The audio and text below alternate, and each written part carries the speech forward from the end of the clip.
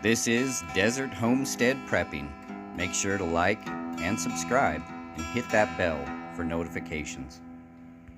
Before we finish up on the Cistern, I just want to give you guys kind of a reminder of the point of the Cistern. With the way things are right now in the world, we have a well, we have electricity, we have fuel.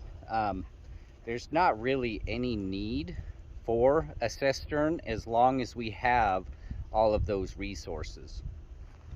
So the point of the cistern is for emergency preparedness. Being prepared means that we plan for a future where we don't have those modern conveniences, where we don't have electricity, we don't have fuel for generators, or the batteries are no good for solar power. So thinking these things through is vital if we are going to survive what's to come. Like I said, I'm not a prophet. I don't know for sure if everything's going to fall apart in the next couple years, or we may get past this and move on for generations with the comforts that we enjoy now. But I want to be prepared, and so having the cistern is vital for that preparedness.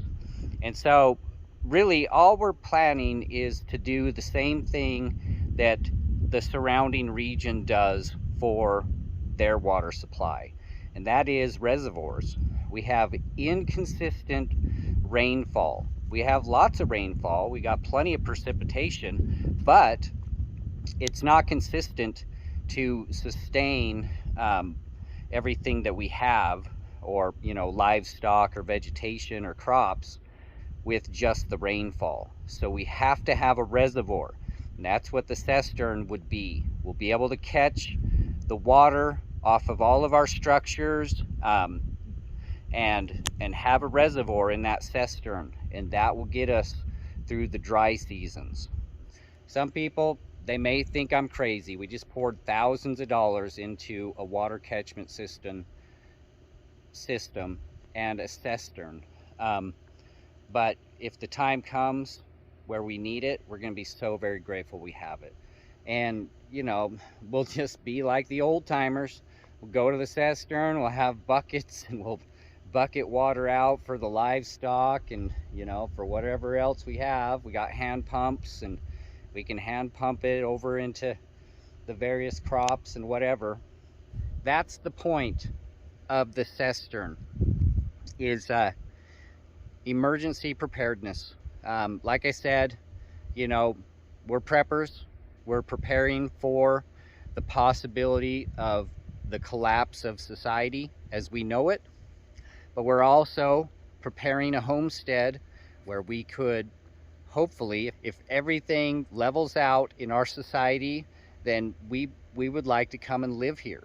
All right, I'm gonna get back to this cistern. We're gonna get it finished up. We're gonna bury everything, and we're gonna see how it does. So I got the piping set up right here off the tank. Let me kind of show you what I've got going on here. The water will just kind of drain in right here at the bottom, and it'll fill up. And then I have this valve here so that if I ever need to drain the tank or get water out of the tank a little easier, it'll run this way right down the ravine, and it should be protected back here at the valve, and then we can open it up and get some water out of the end there if we need to. So really had some fun adapting everything, because this 2-inch tubing is not the same as 2-inch pipe, so I really had to finagle some things.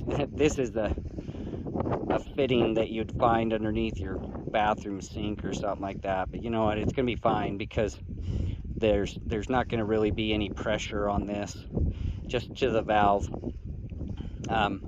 So then I got this.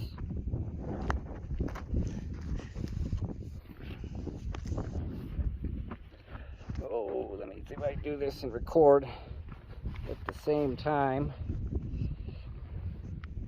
So it'll hook right over the top of the valve, just like that. Yep.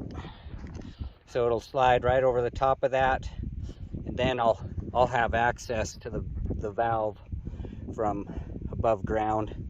So yep, that's how it'll be. And we'll just cut this pipe off wherever the ground level is. All right, looking pretty good. I think I'm gonna backfill in some dirt here, probably wet it down a little bit so that it'll kind of pack in at least around this valve, and then I'll be able to put some more dirt over the top of it later. It's been a busy day getting all of this arranged and everything all set in order, the pipe all laid and fit together, but I got it all finished.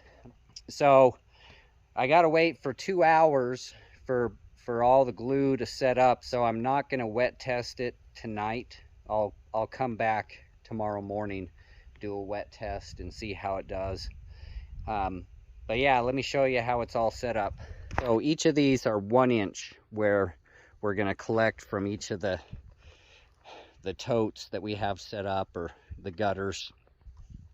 And so it runs off here, and obviously comes from the cabin, tees off from over here by the greenhouse that's all trashed, and then they all tee together right here to a larger 2 inch, because I'm thinking there's probably going to be a decent amount of flow coming through each of these, and it'll be good at this point to double in size so that the flow isn't restricted. And then it's 2 inch all the way back to the tank.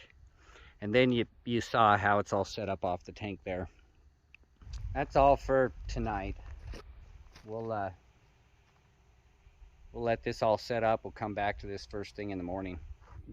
So I got the tank filled up. I did a wet test to make sure that all my joints and everything look good. Everything's looking really good.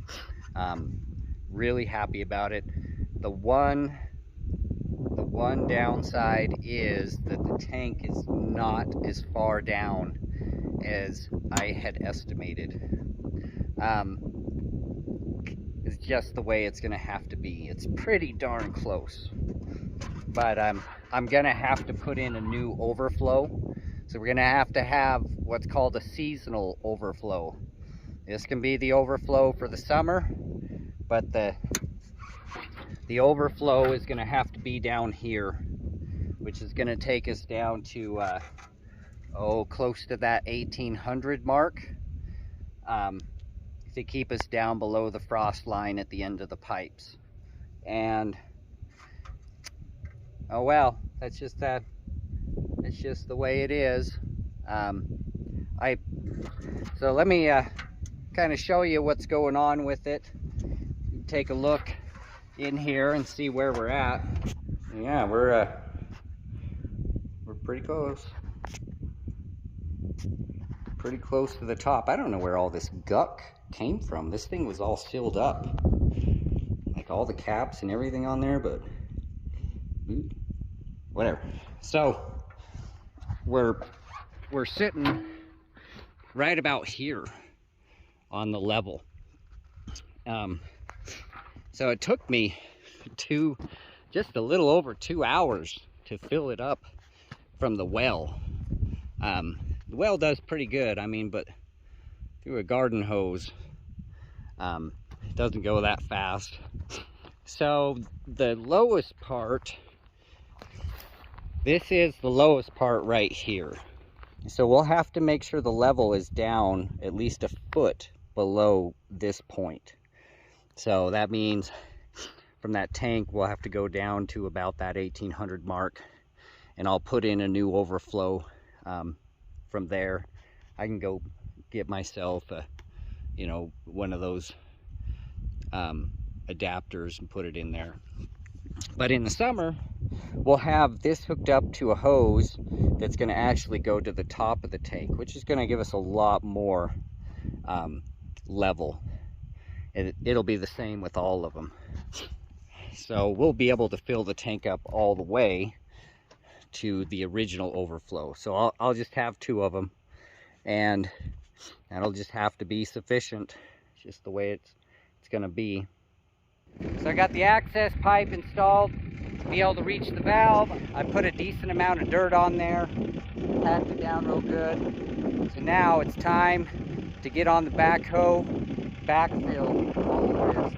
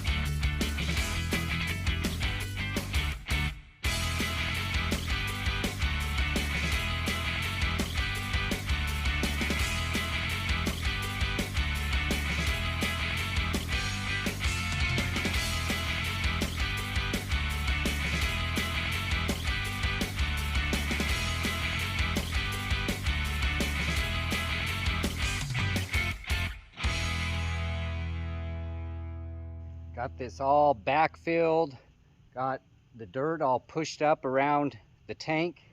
So this is how it's going to be. Like I said, I can't bury that tank. It's not meant to be under the ground. So it's just going to be, you know, partly submerged.